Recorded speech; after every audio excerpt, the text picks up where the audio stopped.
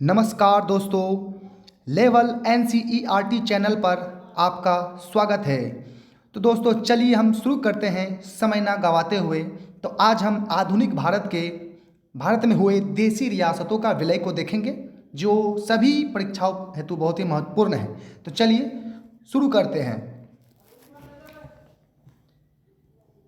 23 जून 1947 को माउंटबेटन योजना से स्पष्ट हो गया कि ब्रिटिश सत्ता समाप्त कर दी जाएगी। रियासतों को अधिकार होगा कि वे पाकिस्तान या भारत में सम्मिलित हो सकते हैं। राष्ट्रीय अस्थायी सरकार 27 जून 1947 को सरदार पटेल ने नवगठित रियासत विभाग का अतिरिक्त कार्यभार सौंपा गया। मुख्य सहायक सचिव VP मेनन हुए। सरदार वल्लभ भाई पटेल ने 5 जुलाई 1947 को देशी नरेशों से अपील की कि वे अपनी विदेश नीति, यातायात सुरक्षा संबंधी विषय भारत सरकार को सौंप दें। इस अपील का समर्थन लॉर्ड माउंटबेटन किया था। इसको ध्यान में रखना होगा। 5 जुलाई 1947 को इस अपील का समर्थन लॉर्ड माउंटबेटन ने किया था।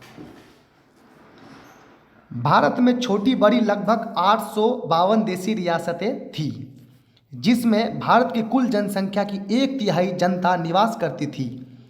इनमें सबसे बड़ी रियासत हैदराबाद की थी, जबकि सबसे छोटी रियासत बिलवाड़ी थी। सबसे बड़ी अगर रियासत है तो ये हैदराबाद का है, सबसे छोटा बिलवाड़ी।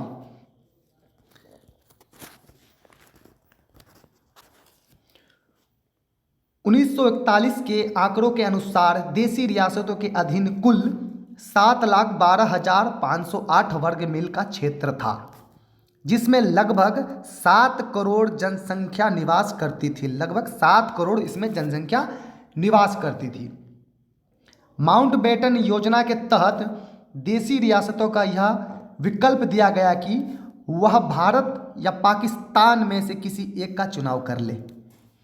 भारत के आज़ादी के समय पांडिचेरी, कराईकल, यानम, चंदरनगर, माहे में फ्रांसीसी बस्तियां रह गई थी पांडिचेरी, कराईकल, माहे जनता ने अक्टूबर 1954 में भारत में विलय का निर्णय लिया। कब? 19 अक्टूबर 1954 में निर्णय लिया गया। जबकि चंद्रनगर क्षेत्र जून 1949 में हुए जनमत संग्रह में भारत के पक्ष में मत दिया गया और उसके बाद मई 1950 में उसका प्रशासन भारत ने अपने अधिकार में ले लिया। मई 1950 में अपने अधिकार में ले लिया।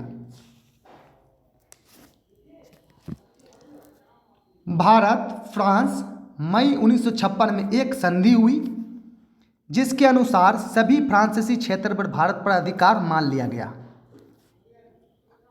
मई 1956 की एक संधि हुआ था, जिसमें फ्रांसीसी क्षेत्र भारत का अधिकार क्षेत्र मान लिया गया था। 1 जुलाई 1963 को पांडिचेरी, कराईकल, माहे, यानम से केंद्र शासित प्रदेश पुडुचेरी के रूप में प्रसारित किया गया। 1954 तक दादरा नगर हवेली पर पुर्तगालियों का अधिकार था, जिसे जनता द्वारा मुक्त करा लिया गया। तत्पश्चात 1954 से 1961 तक दादर और नगर हवेली भारत लगभग स्वतंत्र के रूप में काम करता रहा, जिसे दादर एवं नगर हवेली प्रशासन ने चलाया। इसको ध्यान में रखना होगा। चलिए अगला देखेंगे। दिसंबर 1961 भारत सरकार ने सैन्य कार्रवाई द्वारा इसको भारतीय संघ में मिला लिया और तब से भारत सरकार केंद्र शासित प्रदेश के रूप में इसका प्रशासन चल रही है। इसके पश्चात दमन द्वीप, गोवा देश की आज़ादी के बाद पुर्तगालियों के अधीन रहा। फिर 19 दिसंबर 1961 को इन्हें भारत का हिस्सा बनाया गया और केंद्र शासित प्रदेश का भी दर्जा मिल गया।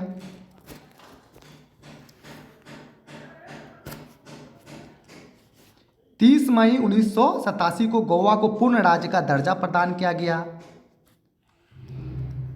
अगला देखिए, हैदराबाद जूनागढ़, कश्मीर को छोड़कर शेष सभी देशी राज्य विलय पत्र पर हस्ताक्षर कर भारतीय संघ में विलयन के लिए तैयार हो गए। इन्हीं 3 रजवाड़ों के विलय की मुख्य समस्या थी। अब देखेंगे इसको विस्तार से कि क्या समस्या थी। पहले कश्मीर से चलते हैं। कश्मीर के महाराजा हरि सिंह ने पाकिस्तानी के पठानों के आक्रमण के बाद 26 अक्टूबर 1947 में भारत के साथ विलय की संधि पर हस्ताक्षर किया। 5 मार्च 1948 को महाराजा हरि सिंह ने अंतरिम लोकप्रिय सरकार की घोषणा की, जिसके प्रधानमंत्री शेख अब्दुल्ला बने। 1951 में राज्य संविधान सभा निर्वाचित हुई। 31 अक्टूबर 1951 इसकी पहली बार बैठक हुई। 1952 में दिल्ली समझौते पर हस्ताक्षर हुए, जिसके तहत भारतीय संविधान में जम्मू कश्मीर को विशेष राज्य का दर्जा दिया गया। फिर 6 फरवरी 1954 को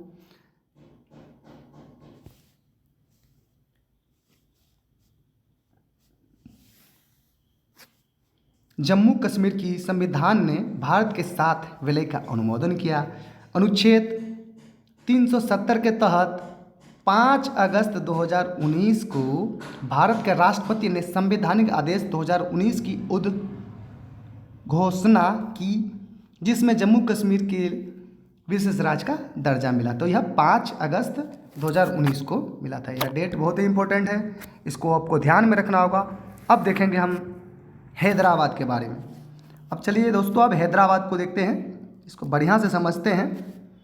हैदराबाद सभी रियासतों में सबसे बड़ी एवं सबसे समृद्धशाली रियासत थी, जहां निजाम मीर उस्मान अली शासन करता था। इसने एक स्वतंत्र राज्य की मांग की, भारत में शामिल होने से मना कर दिया तथा स्वतंत्र रहने का फैसला किया। मीर उस्मान अली। परिस्थितियां तब भयावह हो गई जब सशस्त्र कट्टरपंथियों ने हैदराबाद की हिंदू प्रजा के खिलाफ हिंसक वारदातें शुरू कर दी। 23 सितंबर 1948 को ऑपरेशन पोलो, ध्यान में रखिएगा, ऑपरेशन पोलो के तहत भारतीय सैनिकों को हैदराबाद में भेजा गया था। 4 दिन तक चले सशस्त्र संघर्ष के पश्चात 18 सितंबर 1948 को निजाम ने समर्पण सबसे अंत में कर दिया और भारत में सम्मिलित होना स्वीकार कर लिया।